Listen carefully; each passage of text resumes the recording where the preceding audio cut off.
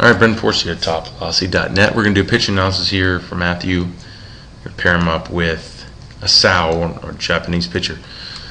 You know, I usually like to pick someone similar in age, size, build, the whole thing. Don't have a lot to choose from in Matthew's age group, but you know, here's a small pitcher. I think Sao is like 140 something pounds.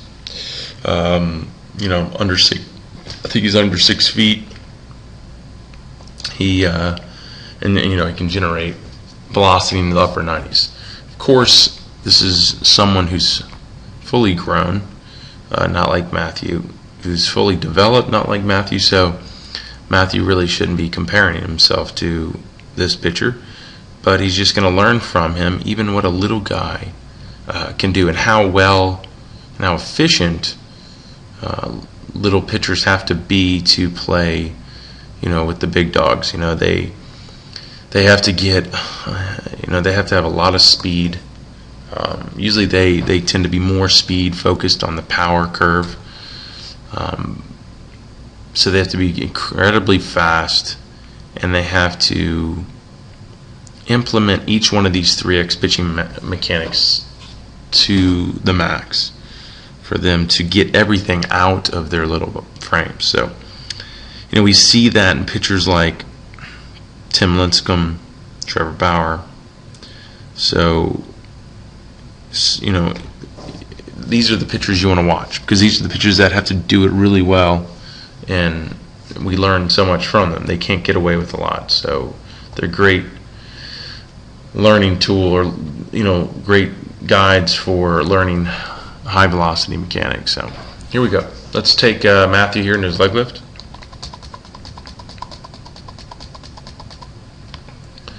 Let's take a Sao here in his leg lift.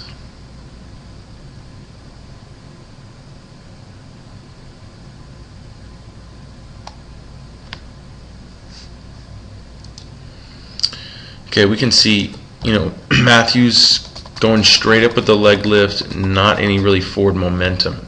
A little bit of shift coming out of the lift leg.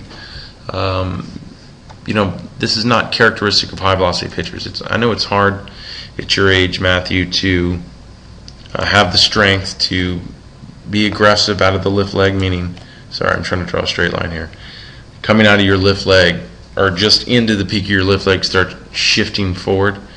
Takes a lot of strength, you know, a lot of athleticism to be able to do that. So it's something that you're just going to work towards as you get older. But you can see, if we draw a line off that back leg straight up, you can see a Sao. It's a little bit more weight shifting inside the drive leg. He's not the best at it.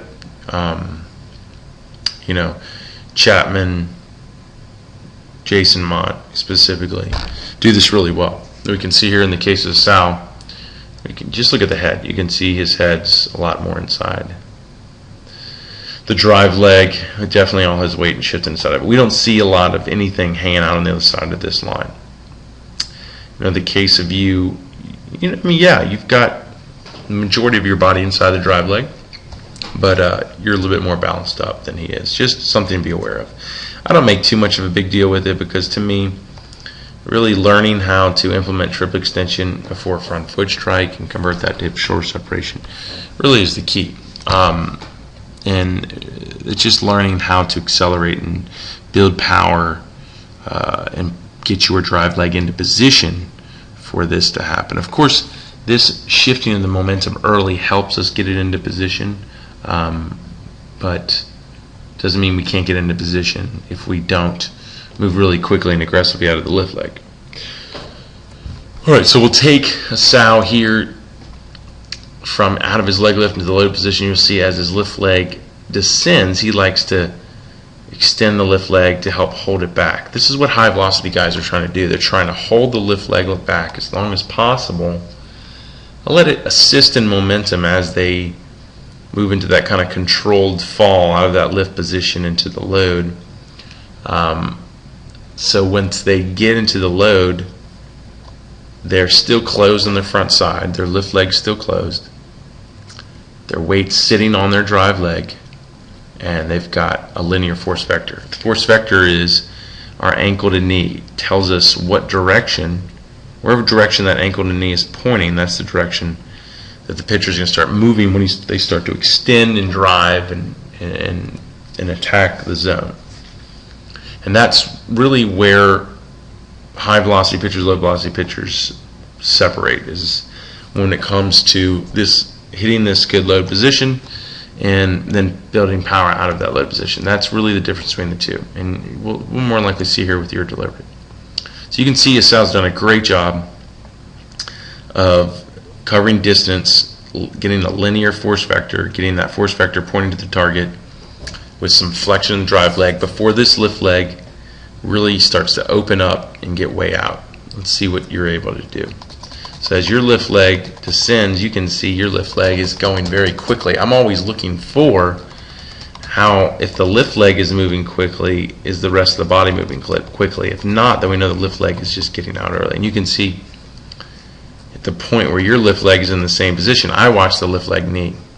So you can see here, here's the lift leg knee on Sal to the front hip. Here's your lift leg knee to your front hip. Same position.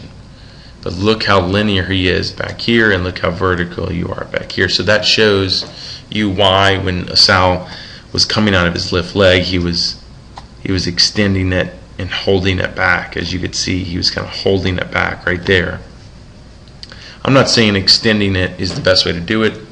You know, some guys just turn the toes in, push the hips out really hard. Whatever you have to do to prevent it from getting out early. Because once it gets going, once it gets out there, we shut down, we stop, because it starts to open, it starts to put down, it starts to finish the stride. We can't finish the stride when this guy's still sitting vertical, because we'll never use it. So you can see what you're going to have to do is you're going to keep reaching out and you're going to try to take this guy down, but because you're so open and reached out, and the problem is when we open too, that's why when a sow even gets into this load position, the foot is still pointing towards the camera.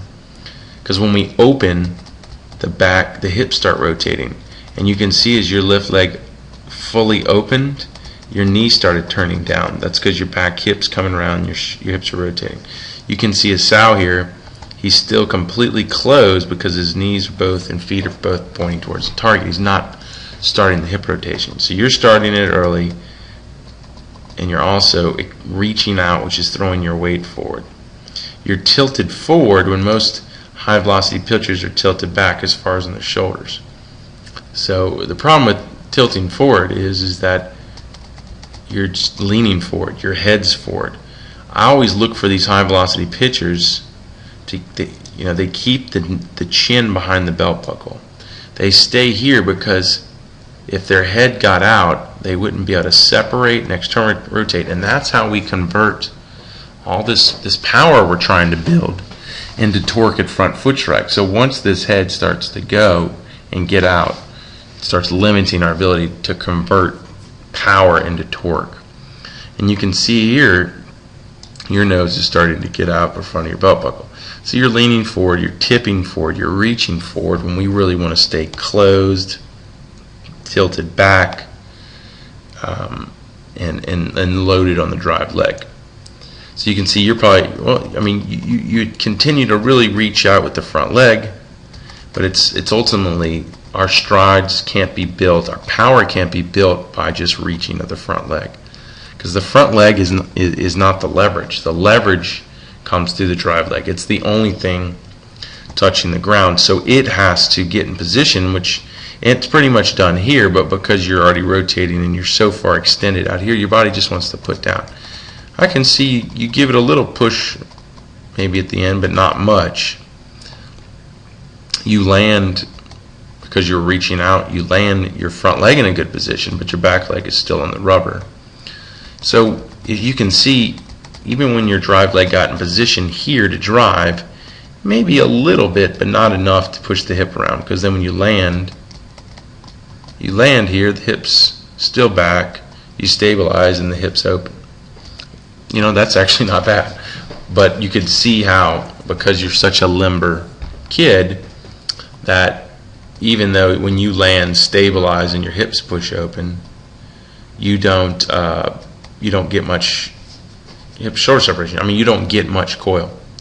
And it's really what we have to be aware of to make sure this happens correctly.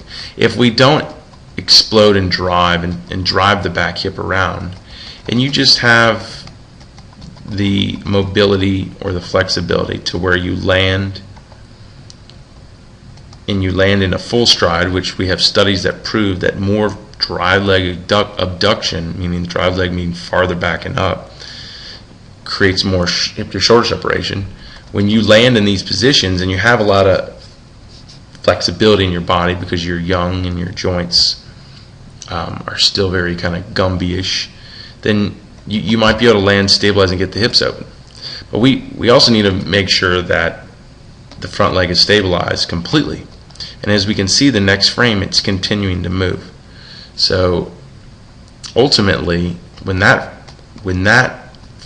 front knee stops moving, which is right there, that's when we can measure hip to shoulder separation. And you can see you're in external rotation at that point. So that's the point here. If we were able to keep the shoulders closed, you can see as you were going into front foot, you were opening the shoulder at the same time.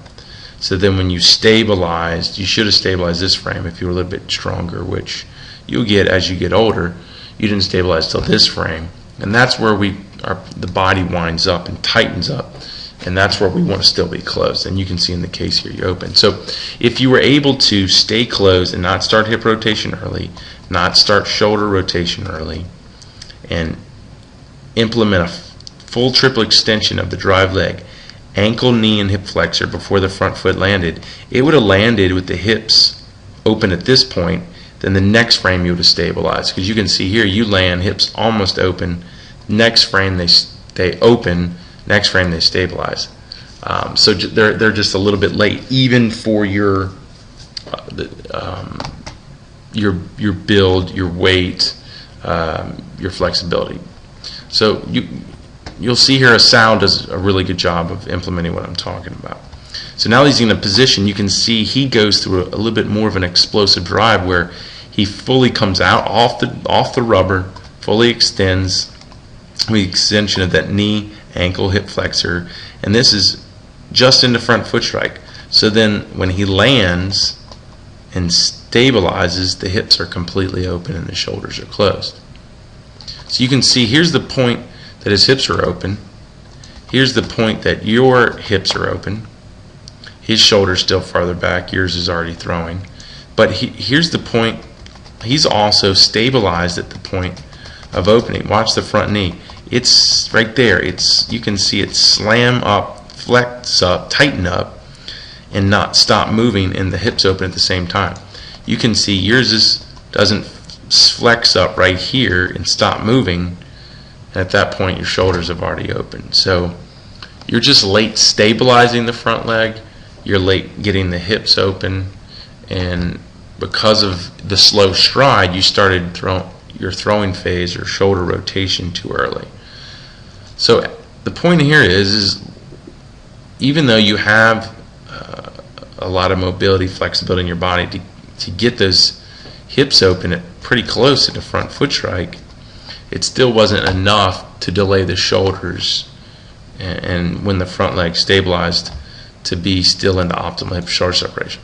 So we need to learn how these high velocity guys do it. We need to stay closed longer all the way until the drive leg gets into this linear position, and then we need to learn to power out of that with a really explosive burst of speed through a full extension of the drive leg or triple extension, and then we need to stabilize and break that hard in the front foot as quickly as possible. So then when it does break right there, the hips are open, shoulders are still closed. Now that means your body, like a rubber band at this point, is wound up a lot more than you are at this point when your front leg stabilized. So you can see his shoulders are all the way closed, yours are completely open. So what it goes back to is when this back hip was coming around right here, you see it coming around, your back hip, your shoulder was coming with it, or just a little bit behind it. So your hip rotation speeds were pretty much the same as your shoulder rotation speeds. You can see the case of the Japanese picture here. Here's his back hip coming around, into front foot, stabilizes it, slams open, and his hips are open before his shoulders. So his hip rotation speeds, or his shoulder rotation speeds, are going to be a lot faster than his hip rotation speeds. As you can see, that shoulder just accelerates as that pulls the arm back in external rotation, and that front leg continues to stabilize. So look, he's able to get even more external rotation than you with the forward trunk tilt. Definitely not bad. Remember, more than likely, just because your age, you're able to get a little bit more flexibility. He's getting your flexibility, or actually more of your flexibility, because of the forward trunk tilt. But his joints are tightened up more than yours, so coiled up more, which means they're going to launch faster. So, at this point, I think you've done a good job. It's like if we could get you to the position you're in here now, but this is after you implemented a triple extension of front foot strike into optimal hip shoulder separation, like when Asao was here, and then you launch into this position. Because ultimately you'd have probably a little bit more forward trunk tilt, a little bit more external rotation. You'd be coiled up even more, and then it's going to just fire your arm even harder. So you can see his arm just takes off as he stays extended. Your arm is not as coiled, because look how far out in front of your face it's pushing.